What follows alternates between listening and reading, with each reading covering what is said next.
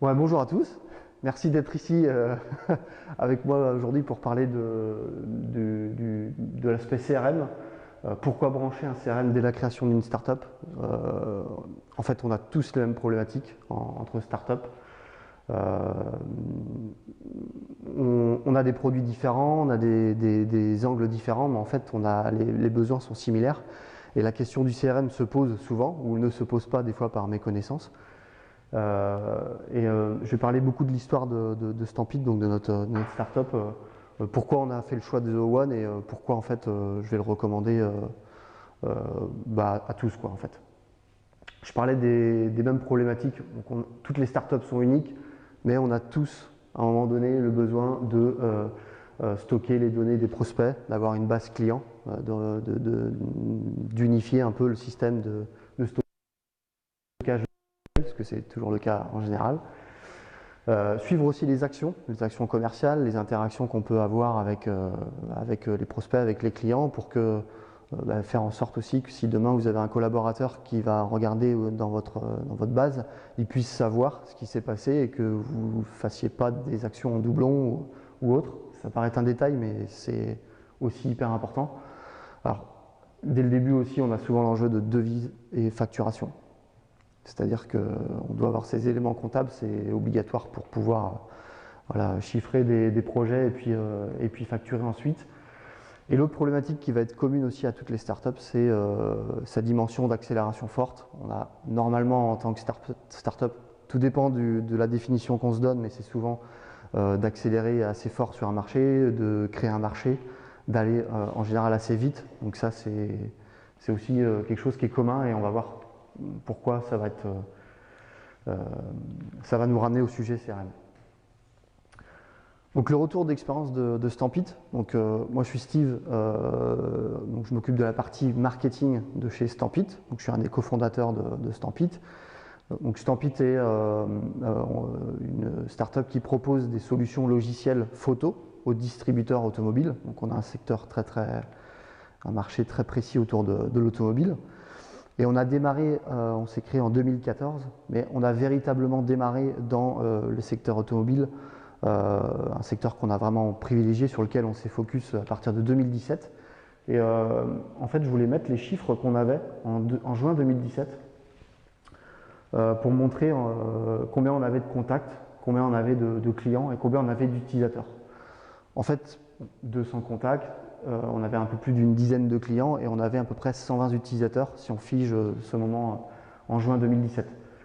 C'est pas énorme en fait, c'est pas des chiffres affolants, c'est justement ce que je veux montrer, c'est que au début on n'a pas beaucoup de données, forcément on démarre et paradoxalement c'est à partir de ce moment-là, à mon sens, qu'il faut démarrer tout de suite avec un CRM pour structurer dès le début, pour éviter, on va le revoir juste après, mais pour éviter le bordel dans les fichiers Excel qui s'accumulent partout, parce qu'il n'y a pas d'autre mot que ça.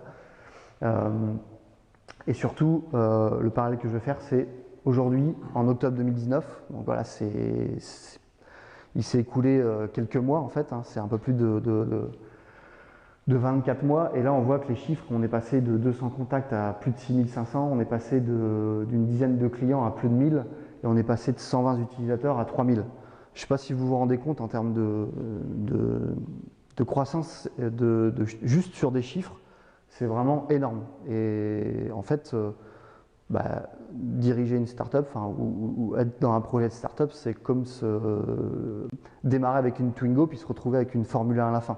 Sauf qu'on est en train de construire la Formule 1 en avançant, quoi. Et c'est là où ça peut vite déraper parce qu'on peut avoir des choses très puissantes qui nous arrivent, mais si c'est mal structuré, ça peut, pour moi, être un enjeu vraiment majeur. Je vous montre des copies d'écran de vrais fichiers qu'on avait après 6 mois de démarrage vraiment dans notre secteur automobile, quand on avait vraiment identifié notre marché, quand on commençait à récolter vraiment des données de notre marché et travailler sur ces données-là au niveau commercial et ciblage des prospects. Donc on a la base client, prospect, donc c'est tous les gens qu'on avait identifiés, pouvoir être des clients potentiels. On avait les actions, je parlais tout à l'heure des actions, donc c'est suivre ce qu'on fait, surtout dans les démarches commerciales. les fameuses pipelines commerciales qu'on va retrouver dans le CRM. Ça, je pense que c'est très très important. On avait notre base de devis et factures qui étaient liées à ces devis quand ils étaient forcément signés et validés. Et on avait des indicateurs qu'on avait aussi branchés sur tous ces fichiers-là en fait. Alors déjà, même pour un fichier Excel, enfin, c'est un spreadsheet Google, mais bon, c'est le même principe, il était, mine de rien, pas si mal fait que ça, parce que c'était un fichier qu'on avait appelé CRM justement, et en fait c'était une succession d'onglets, hein, et ils étaient branchés déjà entre eux, donc c'était déjà presque un mini logiciel customisé un petit peu de manière artisanale dans l'Excel. Je pense qu'il n'y a pas besoin de faire de dessin, on voit très vite les limites qu'on peut avoir à terme avec ce genre de fonctionnement. Parce que là, je rappelle qu'on avait très très peu de données, mais après, ça s'accélère au fil des semaines et des mois qui avancent. Ce fichier devient très vite ingérable. En fait, je parle d'exemples de structures de base, hein, c'est pas forcément lié à Stampit, à notre expérience, mais ça peut être des structures de base de start-up. Qu'est-ce qui va se passer? On va avoir souvent des fichiers Excel qui vont se balader un petit peu partout, des fichiers Excel de suivi de projet, des fichiers Excel de sourcing de prospects, des fichiers Excel de référence de matériel, des fichiers Excel de gestion de stock, à moins qu'on ait déjà un logiciel de gestion de stock. Voilà, il peut y avoir un tas de fichiers Excel, même encore aujourd'hui, on en a encore chez Stampit, mais notre objectif, ça reste toujours de l'équilibrer. Hein, parce que chaque fois qu'on a un fichier Excel, on a quelque chose qui est autonome dans son coin et qui ne va pas communiquer avec le reste de l'organisation. Donc pour moi, c'est là où, dans cette structure de base, on a une petite bombe qu'on est en train de créer qui peut nous péter à la gueule dans quelques temps, parce qu'on a autour de ça encore un tas de fichiers. Alors ça peut être aussi des fichiers Word où on référence de la documentation, où on explique des choses, où on liste peut-être des besoins, des présentations aussi, PowerPoint, Google Slides, etc. Peu importe la forme, à la limite, hein, que ça soit, peu importe le logiciel, c'est des fichiers qui sont isolés dans leur coin. On va avoir forcément la gestion du téléphone, avec chacun va avoir sa ligne téléphone. Les réseaux sociaux, la facturation, parce que c'est quand même quelque chose qu'on doit mettre en place dès le début avec nos agendas respectifs, éventuellement des messageries instantanées avec Slack, des outils de meeting pour faire des calls, des confs à distance, et éventuellement aussi de l'emailing. Alors j'ai mis Mailchimp, il y en a plein d'autres, hein, Mailjet ou Mailgun maintenant. Enfin, voilà, c'est un peu une structure de base. Évidemment, ça peut se différencier énormément en fonction des typologies de start-up. Il peut y avoir aussi dans cet environnement-là des briques techniques qui sont propres au développement des produits, des services numériques. Il y a plein de choses, mais j'aime bien montrer voilà, juste un exemple de base et qui permet de montrer à l'instant T voilà, ce qu'on a construit et ce qu'on peut avoir aussi comme environnement demain si on ne change rien. C'est une nébuleuse d'outils qui va grandir et qui peut devenir très dangereuse par la suite.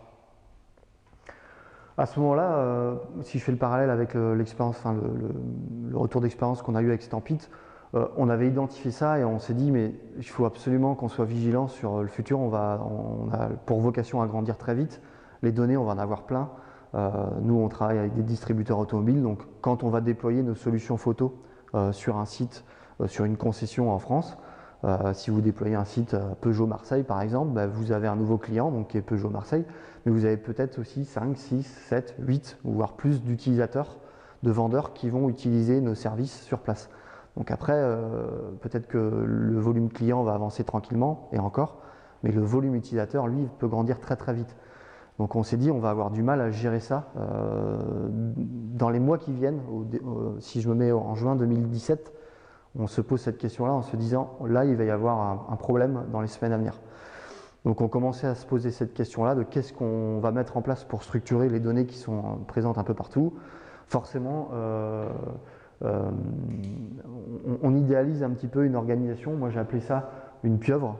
Je trouve que c'est assez simple à visualiser. C'est un animal déjà hyper intelligent, la pieuvre, qui a 8 bras et qui va pouvoir faire plein de choses avec son corps, qui est très intelligent, qui communique avec toutes les parties de son corps, qui a même des neurones un peu dans ses bras. Enfin, moi je trouve que la métaphore de l'animal est hyper intéressante. Et je me suis dit voilà, au lieu de penser logiciel, pensons plutôt quels sont vraiment nos besoins à terme, en imaginant quelque chose d'un peu plus prospectif. Donc là on a listé en fait tout ce qu'on avait besoin de faire. Alors la base client, ça revient un peu à nos fichiers qui va être représenté la brique CRM. L'animation des ventes, c'est pour voilà, animer et suivre les ventes avec l'équipe client, l'équipe sales pour booster aussi l'organisation au quotidien. C'est de la gamification en fait, on s'est dit tiens, il va falloir travailler là-dessus. On a la devis, la facturation, la gestion de stock, les notes de frais. Alors des fois c'est des tout petits besoins, la note de frais, bon ça peut être assez basique, mais voilà, on s'est dit tout ce qu'on va pouvoir faciliter et centraliser, on va se le noter. On a la signature électronique qui peut aussi nous faire gagner du temps et nous permettre d'automatiser. Un chat en ligne, de l'emailing, des enquêtes clients, des formulaires sur le site qui vont nous permettre de récolter des données qu'on va capter directement dans le CRM. Les réseaux sociaux, c'est pareil, tout le monde en fait, mais comment on peut automatiser ça? Après, dans la branche, parce que sur chaque bras en fait, de cette pieuvre, il y a un espèce de secteur. Donc le secteur de base, c'est les ventes. Ensuite, il y a le secteur de la finance, le secteur du marketing, de la communication, de la collaboration, de la productivité, du recrutement des RH et de l'assistance. Donc dans la communication, on a l'email, les agendas, la messagerie partagée, type Slack, on a la gestion de la téléphonie. Dans la collaboration, on peut avoir les sprints, notamment dans l'environnement technique avec les devs, mais finalement qui peut aussi se gérer avec d'autres pôles. On a la documentation, comment laisser aussi dans cette pieuvre les informations visibles aux yeux de tous, que ça soit simple pour garder en fait cette documentation. L'idée aussi dans cette pieuvre, c'est d'avoir la mémoire vivante de l'entreprise. Si je parle encore une fois de l'expérience qu'on a avec Stampede, si on se met au mois de juin en 2017, voilà, aujourd'hui on est en octobre en 2019, je dois pouvoir, via cette pieuvre, comprendre toute la mémoire et l'historique de toute la vie de Stampede. Enfin, c'était un des objectifs. Le process, donc la documentation des process, du wiki, éventuellement des outils de meeting et de partage d'accès. Alors ça c'est aussi un autre détail, mais on a des mots de passe de plein de comptes qui sont partout.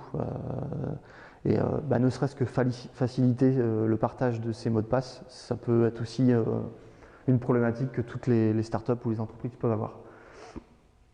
Ensuite, dans la productivité, on a les documents, donc type Word, Excel, donc la rédaction, les feuilles de calcul, les présentations, donc PowerPoint, Google Slides, etc. De faire des schémas aussi, il y a un outil qui s'appelle Google Drawing aussi qu'on utilise beaucoup, c'est pour parfois faire une architecture ou des schémas sur ce qu'on fait, ça permet de prendre du recul sur les choses et de voir ce qu'on a à l'instant T, ce qu'on peut vouloir demain. C'est un petit peu finalement ça, prendre l'habitude de schématiser les choses.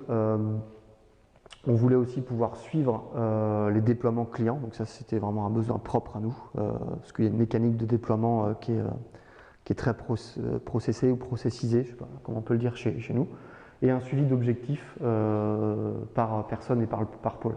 Ensuite dans le RH, il y a la gestion du RH, donc la gestion à terme pareil de tous les collaborateurs, des congés payés, suivre un petit peu voilà, l'évolution aussi des collaborateurs. Voilà, il y a plein de possibilités qui peuvent être faites avec des logiciels. Et la gestion du recrutement, qui est aussi un enjeu dans une startup à un moment donné. S'il y a un gros dynamisme au niveau de la croissance, c'est un enjeu hyper important. Et on termine avec l'assistance, où là on peut avoir des SAV à gérer avec des clients sous forme de tickets.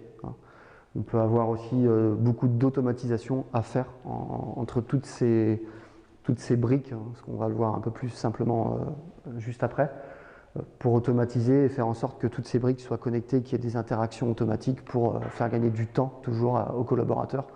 L'objectif de ces outils, c'est vraiment de créer une mécanique de l'entreprise qui permet justement de killer un petit peu toutes les tâches qui n'ont aucune importance pour l'humain, qu'on va répéter sans cesse. Dans le milieu de l'industrie, ça va vous paraître assez logique de créer une machine qui va, si vous êtes un fabricant de pizza et que vous faites 1000 pizzas à la minute, Je pense que ça n'a pas trop d'intérêt que quelqu'un mette une olive au même endroit, toujours sur la pizza, toute la journée. Je pense que de mettre une machine qui puisse remplacer ça, à mon sens, ça a de l'intérêt pour justement permettre à la personne qui posait les olives sur cette pizza qu'elle puisse faire quelque chose à valeur beaucoup plus ajoutée. Donc c'est vraiment s'équiper comme des machines, mais pour qu'on puisse valoriser justement les compétences de chaque humain et notre vrai savoir-faire. Et puis enfin, on peut avoir l'analyse de toutes ces données-là, les boards, quelque chose qui va être plus dans l'ordre du quantitatif pour poser un regard objectif sur tout ce qu'on fait au quotidien dans notre organisation. Donc ça, c'est vraiment la pieuvre idéalisée à ce moment-là de ce qu'on souhaiterait avoir au moins à moyen terme pour bien s'organiser. Donc cette pieuvre-là, c'était ce qu'on souhaite faire plus tard, mais à l'instant, si je reviens sur notre besoin à ce moment-là de structurer le bordel qu'on avait commencé à créer au bout de quelques mois, parce qu'il n'y a pas d'autre mot, on s'est dit voilà, quelle est la première pierre? On entend parler de CRM, de RP, de DMS, voilà, il y a plein de termes assez d'utilisation. Ça, c'est vraiment dans la vision Zoho One, quelque chose qui est hyper important, c'est que vous pouvez démarrer justement avec cette première brique CRM, vous vous concentrez là-dessus, mais au fur et à mesure, vous allez pouvoir utiliser des briques qui vont répondre aux besoins qu'on a vus dans la pieuvre juste avant, qui va couvrir l'ensemble de tout ça. Et ça, à mon sens, c'est une vraie révolution, parce qu'il y a peu d'outils qui le proposent à ce coût-là accessible. Bon, chez Zoho, ils disent que c'est le coût de 1 café par jour par collaborateur, mais c'est vrai que c'est relativement... c'est correct, c'est quelque chose qu'on peut maîtriser facilement. Alors, je tiens à dire et à insister sur le fait que j'ai pas de part chez Zoho, j'ai aucun avantage chez Zoho. En fait, si je cherche à vulgariser ça et à faire en sorte que toutes les startups puissent faire comme Stampit et profiter en fait de la puissance de cet outil, c'est que je suis vraiment convaincu de cette puissance-là.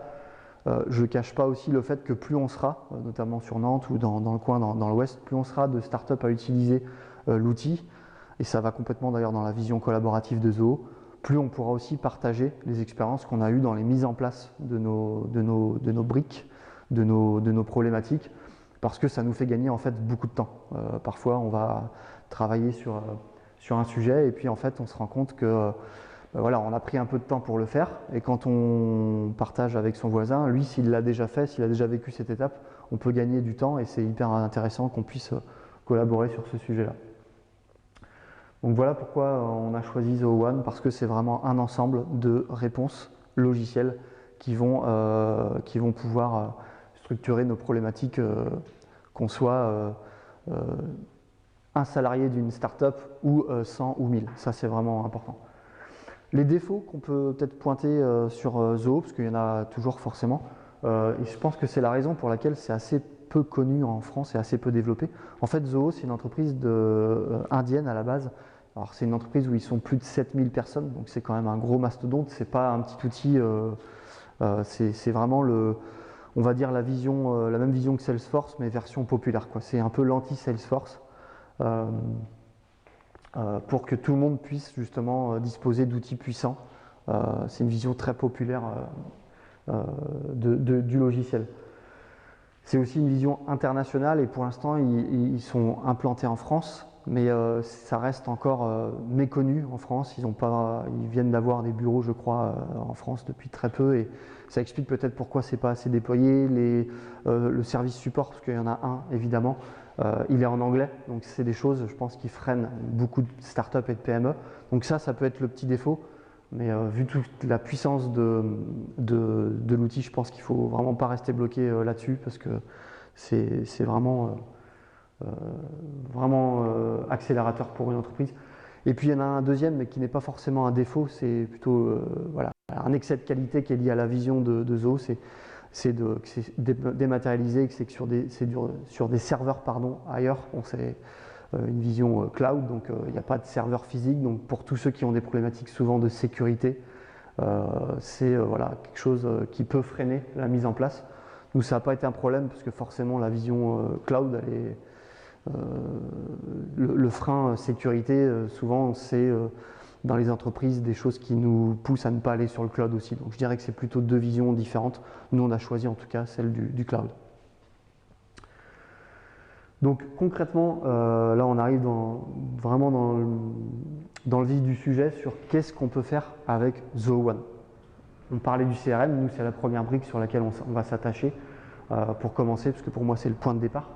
Mais derrière on peut avoir toutes les briques qui sont citées ici, et il y en a d'autres d'ailleurs, hein, elles ne sont pas toutes disponibles. Et quand je parle de briques, c'est une réponse logicielle à une problématique que toutes les startups vont se poser à un moment donné. Donc il peut y avoir la gestion de tickets pour les SAV, la comptabilité, donc le devis, la facturation et le suivi comptable de toutes nos données. On peut avoir de la messagerie instantanée, de l'emailing, des campagnes email, l'analyse des tableaux de bord, la gestion, je parlais tout à l'heure des collaborateurs pour suivre voilà, les payes, les gestions des congés, etc.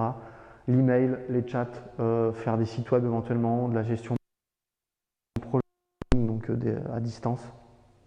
On peut avoir la problématique de gestion de stock, de dépenses, donc de notes de frais avec les commerciaux dans les startups, dans les PME, ça arrive très rapidement. On peut avoir les problématiques d'abonnement client aussi pour automatiser les ventes en ligne, la signature électronique, les réseaux sociaux, les enquêtes clients, la gestion des recrutements via des logiciels, enfin voilà, etc., etc., etc. Il y en a beaucoup d'autres. Mais ça montre que voilà, il y a beaucoup de réponses qui peuvent être apportées aux problématiques actuelles et futures d'une startup. Moi, mon discours, c'est vraiment n'attendez plus, faites-le tout de suite, mettez-vous tout de suite sur le CRM, on en a parlé tout à l'heure, c'est essentiel de ne pas attendre pour avoir une structure qui va devenir très fouillie et qui va être en bordel très rapidement dans les mois à venir, donc il faut le faire tout de suite. L'idée, c'est de stopper tous ces fichiers Excel ou Word, ou enfin, tout ce qu'on va créer qui va s'agglutiner un petit peu partout. Donc c'est de killer ces fichiers Excel. Le deuxième objectif, et très rapidement, c'est de gagner du temps, parce que voilà, on mise un peu de temps pour la mise en place de ce CRM, on structure. Il faut que ça fasse gagner du temps aussi tout de suite. Le troisième point, c'est d'avoir une maîtrise de ces données, de visualiser, de maîtriser toute notre pieuvre qui va grandir petit à petit. Il faut qu'on puisse le maîtriser, ça c'est un enjeu important. Et à terme, même à moyen terme, rapidement, l'intérêt c'est aussi d'automatiser entre toutes ces briques. Il y a un tas d'automatisation, même dès le début avec le CRM, hein, avec des choses comme les workflows, des choses qui vont pouvoir faire des actions automatiques pour éviter de recopier ou de faire 10 fois la même tâche. Il y a plein de choses qui peuvent se faire, donc ça va dans cette vision de créer une pieuvre hein, qu'on va faire grandir petit à petit et qui après va devenir une grosse structure relativement rapidement d'ailleurs. Donc la première brique, vous l'aurez bien compris, c'est le CRM. Il faut se concentrer vraiment que sur celle-là dès le début. C'est pour ça le thème du jour, hein, c'est pourquoi brancher un CRM tout de suite. C'est vraiment se concentrer là-dessus. Parce que, alors, moi j'ai un profil marketing. Alors, ça a sauté. Ah, c'est bon, c'est revenu. J'ai un profil marketing. Quand j'ai commencé à mettre les mains dans Zoho One et que j'ai vu tout ça, je ne vous cache pas que pour moi c'était le kiff, quoi. Je me dis, on va pouvoir répondre à tout ça. Donc, je commençais à mettre les mains un peu partout. Ça, c'est un gros danger. J'ai perdu beaucoup de temps aussi là-dessus parce que j'ai mal structuré mon déploiement. C'est pour ça qu'il faut absolument se concentrer sur le CRM. Quel est mon besoin de départ? Tout simplement mettre le prénom, le nom, l'email, le numéro de téléphone, l'adresse de vos contacts, de vos prospects, de mettre les données qui sont liées à l'entreprise, qui sont liées à ces contacts-là. Voilà, il faut stocker tout simplement, c'est le point de départ, c'est la base. Il faut commencer par ça.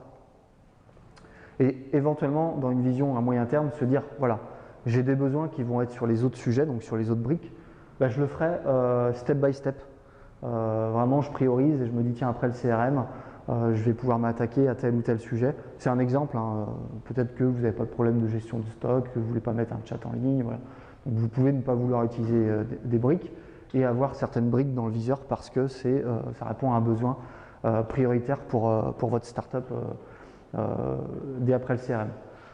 De toute façon, les briques, on a toujours à travailler dessus, hein, elles vont toujours continuer à évoluer parce que vous allez avoir de plus en plus de données, vos produits vont évoluer et ils vont être liés aussi à votre CRM, donc ça va continuer de grandir, mais il faut vraiment gérer, et ça je mets un gros warning là-dessus, les priorités, petit pas par petit pas. Vous avez une problématique, écrivez-la, résolvez-la avec une réponse logicielle. Et même si c'est des tout petits problèmes, avancez très, très rapidement. Justement, vous allez avoir le sentiment très stimulant d'avancer. Alors que si vous ne posez pas ça, vous allez vous éparpiller partout. Et ce qui a pu être mon cas au début, heureusement que j'avais chez nous l'équipe tech qui m'a vraiment conseillé sur dire tu fais ça d'abord, tu mets en place, et ensuite tu reposes une problématique et tu avances, voilà, partie coup de cuillère à peau. Et ça m'a vraiment aidé, sinon ça aurait été très compliqué. Donc sur le CRM, les essentiels, pour moi, ils sont là. Dans le CRM, c'est tout de suite de créer, de mettre en place le module dans le CRM qui s'appelle prospect ou lead, où vous récoltez en fait toutes les données qui sont liées aux prospects que vous ciblez. Ensuite, ces prospects ils vont se transformer en contacts et en compte, c'est-à-dire que la fiche dans laquelle il y a des informations d'individus, d'une personne et de sa société, elles vont se scinder en deux avec des informations contact, donc l'individu et l'entreprise. Donc tout ça est connecté et relié. En fait, quand vous allez sur le contact, vous allez voir le compte client qui est relié. Quand vous allez sur le compte client, vous allez voir le contact. C'est vraiment tout l'intérêt du CRM, c'est qu'après tout est connecté sur ce que vous allez mettre en place.